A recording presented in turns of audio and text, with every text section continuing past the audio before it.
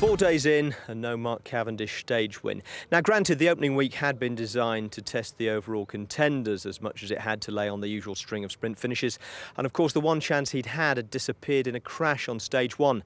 Stage 4 though looked perfect for his troubled season to finally come right.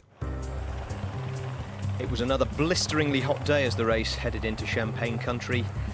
But other than that, no real difficulty about stage 4, 153 kilometres from Cambrai to Reims.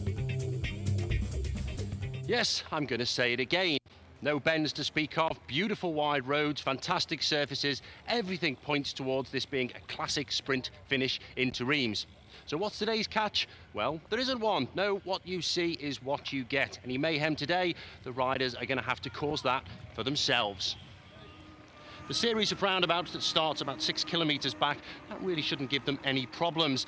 And the amount of crashes and injuries we've seen in these opening days, well, I think that means the non-sprinters are going to take a more pragmatic approach to the finals, and they're going to hang back and let the fast men get on with it. So, if the sprinters teams do decide to take control of affairs and peg back any breakaway attempts, just who is it that's going to be in contention? Alessandro Petacchi, despite sprinting from a diminished group to take that win on stage 2, did look very, very sharp. And Thor Hushovd, well, he must be on a high after victory yesterday in that incredible cobbled stage. And it's a modestly uphill affair today too, which will suit him. And still to open his account in this year's Tour is Britain's Mark Cavendish. He must surely be a favourite for a finish like this. Indeed, if he's going to maintain any hopes of taking that green jersey to Paris in 2.5 weeks' time, he has to figure in the results today. 3 kilometres to go. Suddenly those lovely wide roads have disappeared here. Well, at HTC, Phil, they've still got big organisation at the front because they've still got a lot of riders there. As we look here at Hushovd now, placing himself in that green jersey, moving the rider slightly to the right. Didn't like the loss of space to operate in.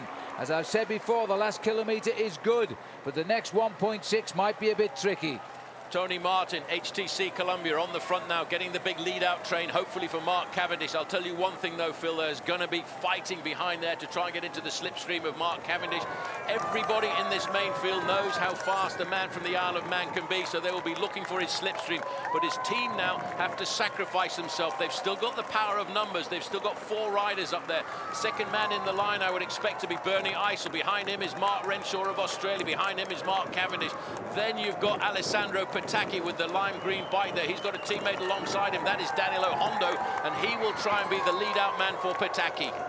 2 kilometres to go. Cavendish is in the right place right now. They're starting to lose the riders one by one as they tie up. Big turns required. I don't see anybody up here from Garmin transitioned at the moment. Certainly no signs of Tyler Farrar or indeed Robbie Hunter, who could try for the win in his own right. And look at the length of that line now as they're stretched out here.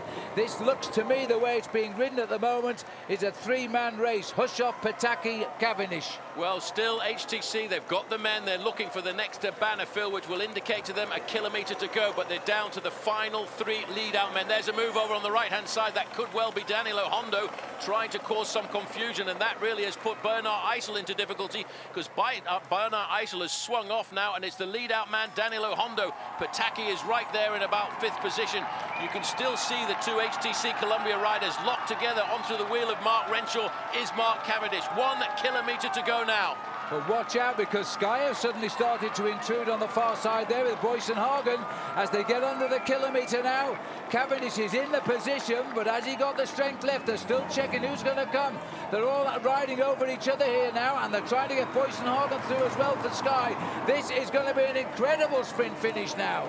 Cavendish just waiting, biding his time. He said to Mark Renshaw, go on, Mark, now's the time to pick it up. There's a challenge over on the left-hand side because Cervelo Test Team are trying to put their man, Thor Hushovd, right up there. It's man against man. They're bumping shoulders. Cavendish is alongside Thor Hushovd, but Cavendish is in the ideal position there on the wheel of Renshaw. Renshaw's now going to sprint up to 200 metres to go, and then the man from the Isle of Man is going to have to unleash that sprint of his. Renshaw is right on the front. It's a deja vu of the last stage of the Tour de France last year. Renshaw took Cavendish so far ahead he could have won himself, but Petacchi is coming in. Petacchi and Mark Cavendish, and Petacchi is too quick. Petacchi is running away. Robin McEwen on his back wheel. Petacchi being challenged by McEwen. Deja vu of 2002, and a big run on the other side, and Petacchi has got it. Pataki has got it, and Robin Hunter was right there in the end.